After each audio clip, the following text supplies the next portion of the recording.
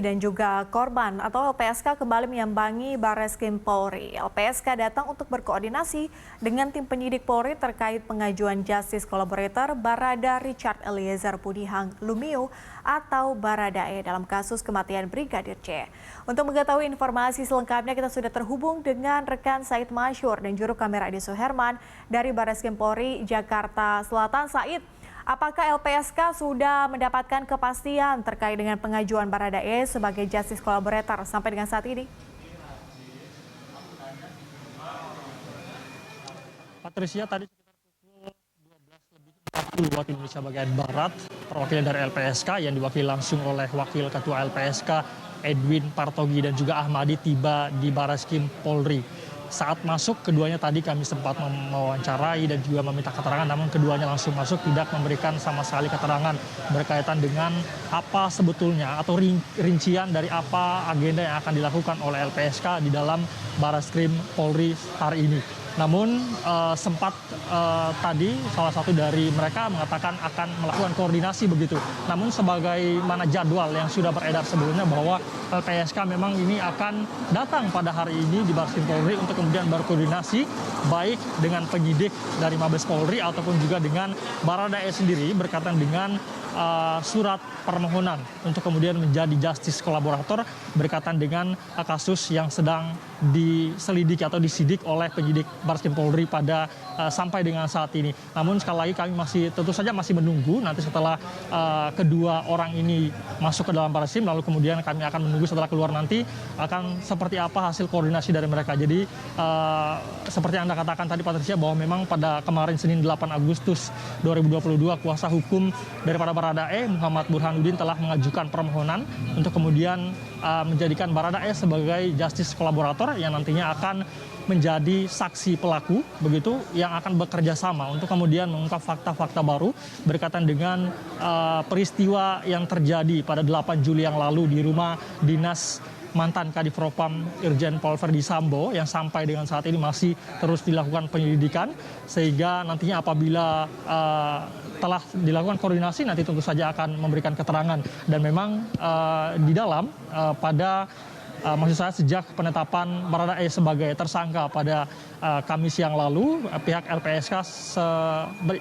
LPSK juga secara otomatis tidak memiliki kewenangan lagi untuk kemudian memberikan perlindungan kepada Baradae. Namun LPSK mengaku apabila maksud saya Baradae ini mengajukan diri sebagai justice kolaborator, maka LPSK kemudian memiliki kewenangan kembali untuk kemudian memberikan perlindungan dan juga memberikan pertanyaan atau konfirmasi berkaitan dengan fakta-fakta apa saja yang bisa dikemukakan oleh Baradae berkaitan dengan kasus yang saat ini tengah diselidiki oleh penyidik Polri.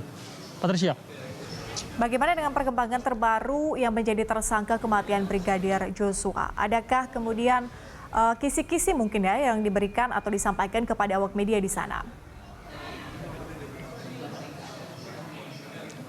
Patricia, Kadif Humas Polri, Irjen Pol Dedi, baru saja memberikan informasi kepada awak media bahwa pada pukul 14.00 waktu Indonesia bagian Barat nanti Kapolri Jenderal Polisi Listio Sigit Prabowo akan memberikan keterangan berkaitan dengan pengungkapan tersangka baru berkaitan dengan hasil penyidikan yang tengah dilakukan oleh tim khusus yang sudah dibentuk oleh Kapolri sebelumnya berkaitan dengan apakah memang kemudian akan ada tersangka baru. Sampai sejauh ini Patricia masih sama, yaitu masih 2 tersangka yang sudah ditetapkan oleh kepolisian, yaitu Baradae dan juga Brigadir RR. Namun ada informasi yang beredar yaitu dari Menko Polhukam Mahfud MD yang mengatakan bahwa sudah ada 3 tersangka. Namun sekali lagi yang baru dipastikan ataupun yang baru diumumkan oleh kepolisian baru 2 tersangka, yaitu Baradae dan juga Brigadir RR. Informasi yang kami dapatkan juga dari Kadif Humas Polri, Dedi mengatakan bahwa hari ini sebetulnya akan dilakukan gelar perkara yang nantinya dari hasil gelar perkara ini akan ditentukan adanya tersangka atau tidak, yang nantinya rencananya akan diumumkan oleh Kapolri.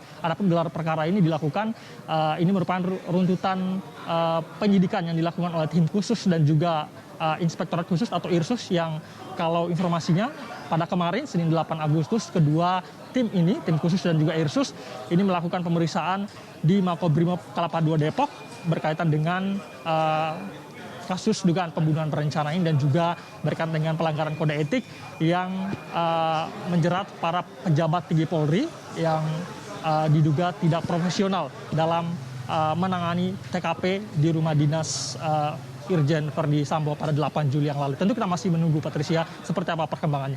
Patricia.